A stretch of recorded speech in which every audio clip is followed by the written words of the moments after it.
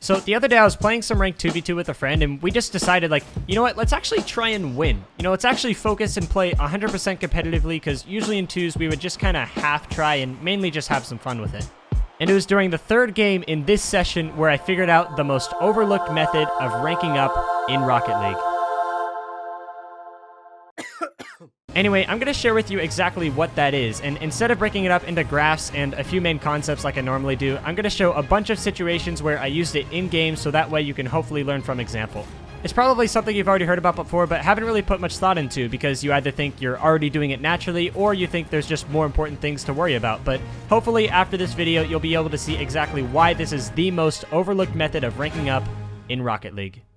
But Wayton, you already said that. Shut up. Shut up right now. So here it is. The most overlooked method of ranking up in Rocket League is adaptability. Yeah. Huh? I told you it's something you've already heard about, but I can almost guarantee you haven't thought about it in this light that I'm going to show you. So strap up, let's dive in, because I can promise you, you won't regret it once you actually start trying it this way. Here's the setting. Have you ever thought to yourself, They're making such stupid decisions, but it's working! These guys are absolute monkeys, dude. Why would he go for that? I had complete possession. well, he went for that because it works. Huh? I mean, he scored. Why would he not want to do that again? And I know, it's stupid. I hate going against players that give absolutely no respect and just challenge everything, even when you're right next to the ball. But people do that because it works on everyone that has no clue how to actually adapt, which is like 99% of players. But if you do know how to adapt, you probably won't lose to a team like that ever again. Here's the first example. Alright, so this is the game from the session where I actually decided to make this video, and you can see by the timeline at the bottom that there's that specific point where he actually started adapting, and from there it was just so easy. So there were 3 things that we noticed throughout this replay, and I'll point them out as we go along. The first one was that the opponents go for a lot of demos, whether they're from behind or in front. They just go for a lot of bumps and demos. The second one was that they challenge really early when they probably shouldn't. They were doing it in really risky situations, but it was working against us. And the third one was that this specific player, Jays, on the other team really liked to send away possession. He didn't really keep it close very much. All right, so let's take a look at this.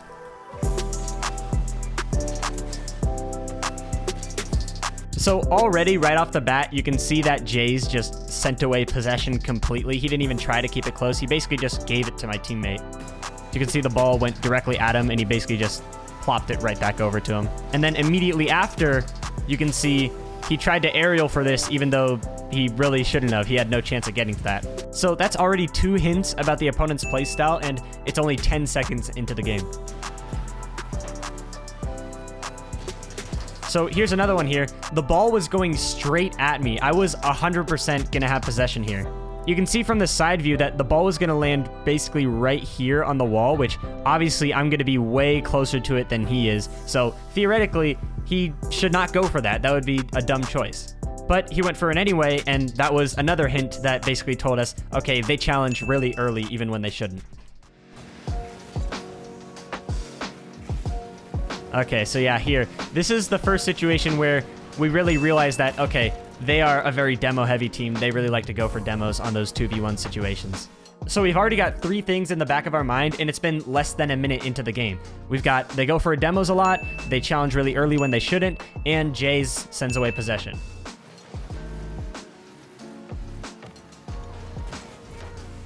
So you can see here, this is another example of it. You can see the ball is heading right down here, and it's going to land right about here. I am way closer to this, and I can see this guy on my screen as well. I know I am way closer to this, and I know he recognizes that. But he still tries to go for it anyway and still tries to beat me to it, and he actually does. So the reason I took my time here and tried to catch it on the ground was because I recognized that I was way closer to him here, so he was probably just going to back off and allow me to get it. But instead, he actually tried to catch me off guard by going early and making a more unpredictable decision, and it worked. So at this point, we were kind of getting a feel for the other team's playstyle. So you can see here again, I'm way closer to this, but he decides to go anyway, and it catches me off guard. And here it is again. You can see they demo me from behind as I'm actually rotating back, and that allows them to establish the pressure, and then he gets actually a really good pass, and they score off of it. So again, that emphasizes how many demos they actually go for. So here we go again. So they end up scoring their third goal there. And at this point, all 3 of their goals have originated from some sort of bumper demo. So that was definitely something we had to be careful of. So this was just a bit of an overcommit for us. We ended up getting scored on here, but we should have been more ready for it because we had already established earlier on in the game that Jays likes to send away possession a lot, so he doesn't really keep it close very much. And that's exactly what happened in this play. He didn't keep it close, he just sent it away immediately, and it worked for them. So now we're down 4-0, and the game is about halfway done. So this first goal we scored on them was mainly a double commit on their part, but we took advantage of it well. Haha! Check this out, check this out. So this situation looks familiar. You know, you've got one guy dribbling and another guy slightly ahead of him trying to go for a bumper demo. If you remember last time this happened, just a couple minutes ago earlier in the game, I just ended up getting demoed and they scored an easy goal. So instead, this time, I actually turn towards the play and keep them from setting up that play in the first place. And you can see that worked out a lot better than it did the previous time. So yeah, then we ended up scoring off of that. And we never would have had offensive pressure there if I didn't actually turn early and adapt from my previous mistake. So on this goal here, it more had to do with my teammate just making a really nice play, but it also had to do with the fact that we knew that the other team was going to be really aggressive on offense, so they had to kind of recover from being so aggressive there. So on the very next kickoff, you can see right here, I know he's going for this mid boost here. So what most normal people would do in this situation if they were Jays here is they would grab the boost and probably try and shadow or turn back in some way. But since I already had a general idea of their playstyle, I could predict that Jays was probably going to turn up the wall and try and challenge me on the wall here. So you can see, instead of taking my time here, I actually just plopped it off the wall instantly. And you can see I was totally right. Jays did end up turning on the wall there. And the thing is, immediately after getting this touch, I knew that there was going to be another opponent somewhere near the play here. And normally, I wouldn't expect them to go for it because, again, I'm way closer to this ball than he is. But again, since I already know their play style, I already know that there is a pretty good chance that he's going to jump for this, so I immediately react and try and jump for it without question. So for this whole sequence here, you can see I know he's going to push. So I tap it, and then I know that guy's going to push too. I tap it again, and now all of a sudden, we've got a ton of offensive pressure here. And it turned perfectly into a goal. So now all of a sudden, literally about a minute later, it's tie game. So here he tried to pass it out to his teammate, but I knew he was going to push that, so I basically just tried my best to get a good 50, and I did, and it was another goal. Again, because I knew he was probably going to push that. So in this next play, they actually ended up tying it up again because they got a really nice aerial passing play. They just totally earned that. But I'd still say we have the advantage here because we know exactly how their playstyle is, and we've got all the momentum. So on this kickoff, I end up sending it over to the other opponent here in this back corner. And at this point, I pretty much already know that there's no way Jays is going to keep possession here. You know, practically every time the ball has come to him in this game, it's always been some powerful hit. He doesn't really like to keep it close for a dribble. So you can see he sends away possession immediately, and my teammate was there perfectly to cut off the pass. And here for this last play where we ended up taking the lead, again, Jays just sends away possession and I just bang it back on net. So we end up getting the lead back. So then we got possession here again. And this play, I love this play. If this is just the perfect example of how we adapted throughout this game. So the ball gets sent to me right over here, and this is the most obvious example of how much possession I have. You can see just how much possession I have here. I'm way over here with the ball, and the opponent is way over, at pretty much as far away as possible in the other corner. So there's almost no way he's going to push this. But again, since I know their play style, I know that that's not true. There actually is a pretty good chance that he's going to push it. So you can see I pop it up. I am still right next to the ball here. But look at this. He's pushing instantly. And guess what?